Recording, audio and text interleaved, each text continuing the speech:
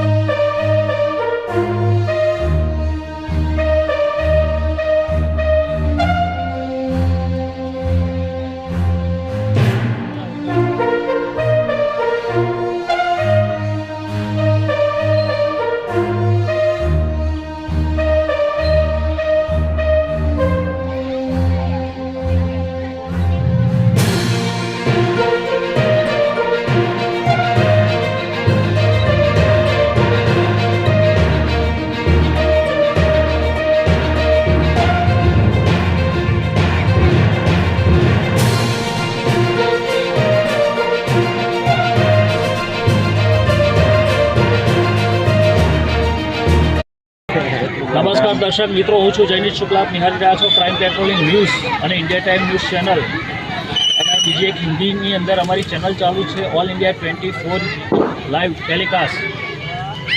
તે યુટ્યુબ ઉપર લાઇક કરો, શેર કરો અને સબસ્ક્રાઈબ કરો, જેથી કરી અવનવી માહિતી આપણી પાસે પહોંચી શકે।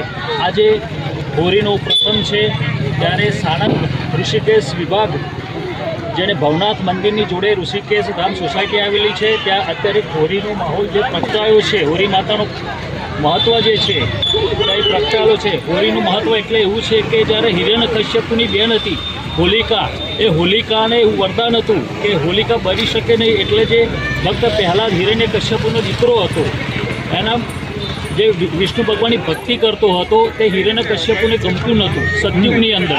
ત્યારે એને હોલિકાને તૈયાર કરી અને કીધું કે તું આને લઈને બેસ, અને તારે તો વરદાન છે ભગવાનનું કે તું બળી નહીં જઈશ, આ ભલે છોકરો બળી જતો ભક્ત પહેલાં જ। એટલે હોલિકા એના માટે આ જે પ્રસંગ જે છે એનો જ છે આખો ઇતિહાસ। અને જે હોલિકા છે ભક્ત પહેલાં જ બેસાડે છે, ત્યારે જે હોળીની અંદર જે પ્રગટાવવામાં આવે છે ત્યારે પણ આખું ઉલટું થઈ જાય છે, હોલિકા બળી જાય છે અને પહેલાં જ જીવતો બહાર નીકળે છે। એના બીજા દિવસે ધોળીટી મનાવવામાં આવે છે।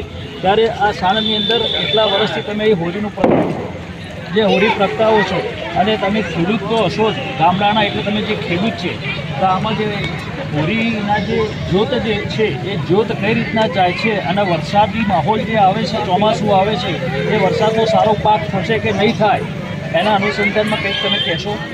જ્યોતમાં તો એવું છે ને કે પવન જે બાજુ જાય એ બાજુથી અમુક જાયણા હોય છે, પણ આ તો આપણો પવન એકે બાજુ નથી, સીધી જ જ્યોત જાય છે ઉપર, સ્થિર છે જ્યોત, એટલે એની જાયણા અત્યારે તો આપણે કહીએ સ્થિર વરે રહેવું કહી શકીએ।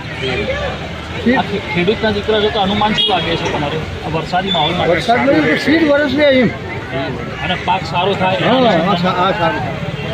સારું રહે એમ। અને કેટલા વર્ષથી હોળીનું? હોળી તો અહીં 25 વર્ષથી કરીએ છીએ, પણ બહાર તો અમે લગભગ 65-70 વર્ષથી કરતા હતા। અહીં 25 વર્ષથી કરીએ છીએ, સોસાયટીમાં રહેવા આવ્યા પછી 25 વર્ષથી કરીએ છીએ। શું નામ છે તમારું? પ્રવીણસિંહ। પ્રવીણભાઈ સિંહ। હા, અજીતસિંહ।